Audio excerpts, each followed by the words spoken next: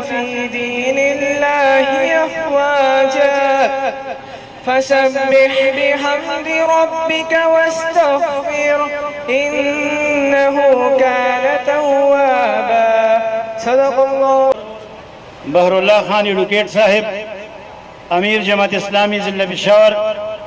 جماعت پیښور ضلع د اسلامی تحریک کارکنانو رونو السلام علیکم ورحمۃ اللہ. رونو ظلم چې ډیر زیات شي چې زمونږ مشرانو پانسه ته ځان پیش کو جیلونو ته ځان پیش کو او نن الحمدلله خبر دی چې دا غزه د جماعت اسلامي د ځوانانو فلسطینیان بې کوره دي په کیمپونو کې پراته دي د هغوی محاصره ده هغوی باندې لوږې دي تندې تېرېږي نن د هغوی د قربانۍ په نتیجه کې د یورپ په یونیورسټیانو کې نن د یورپ په ښار کې د اسلام بولباله ده نن په سونو خلک اسلام قبلوي نن ټول خلک راوتي دي که هغوی مسلمانان نم دي هغوی په یهودیانو باندې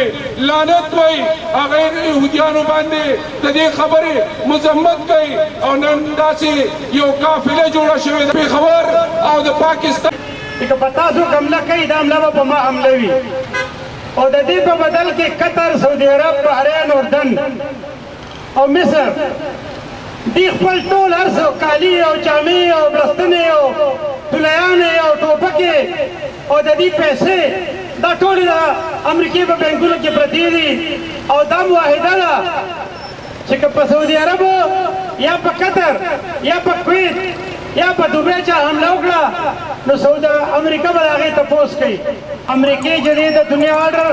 دا بدل کړو بس چې چا سره طاقت دی چا سره ټوپک دی چا سره ایټم بم دی او چا سره میزایل دی بس قانون به د هغه چلېږي د دې نه بعد وروڼو زه آخري خبره کومه د پاکستان هغه لیډرشپ ته او د پاکستان هغه ګیا ګزره قیادت چې منځونه هم نه کول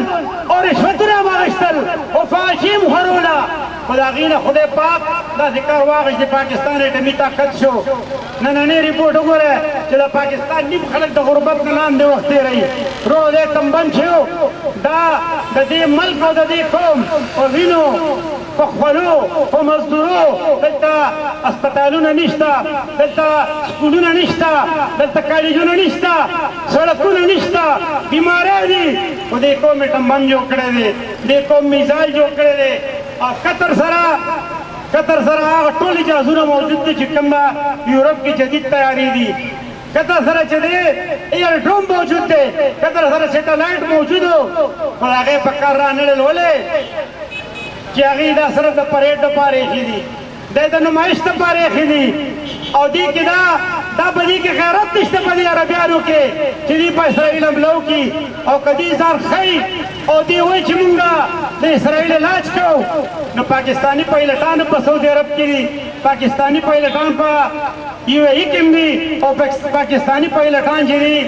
دا په قطر کې هم دي یو اجازت دې ورکړي ایران څومره کمزورې بلکو او تاسو اول ایران د ایران سره دی سعودي عرب څه وکړه د اردن څه وکړه د یو ای او قطر څه وکړه ایران ته به چې کوم جهازونه راتلل د اسرائیلو هغې به فیوډینګ په سعودي عرب کې کوو په یو ای کې به وکړو په اردن کې به یې کوو بېګا چې کوم جهازونه پرون چې کوم جهازونه قطر ته تللي دي تاسو ته پته ده دي تیل کوم ځای کې اچولي دي ریفیلډینګ دې په سعودي عرب کې کړی دی او نن دوی وایي زه د دې خلاف یم وروڼو دا ټول د امریکې غلامان دي دا ټول د امریکې ټکوان دي دا ټول چې دی د دې په ټریلیون ډالر چې دی د امریکې په بینکونو کې پراته دي او چې کله دې عربو غیرت دی کړی د عربو ټوپک دی راغشته او دی په اسرائیلو حمله نه کړي وروڼو دا عرب چندې نشي پاتې کېدی یا به په دې عربو کې انقلابونه راځي او یا به د عرب بچیان ټول چې دا به رافسته نه مټاویږي موږ د دې خبرې غندنه کوو چې په قطر حمله شوې ده خو په قطر حمله نه شوې دا په حماس حمله شوې ده او د حماس قیادت باندې په ایران کې حمله وشوه د حماس قیادت چې دی دا په بنکرو کې موجود دی دا په مورچو کې موجود دی حماس ته مزاحمت نوم دی وروڼو پاکستاني عوام او جماعت اسلامي دا د حماس سره ولاړه ده او انشاءالله دا جهاد دا جدوجہد به تر هغې جاري څنګه چې په دې افغانستان کې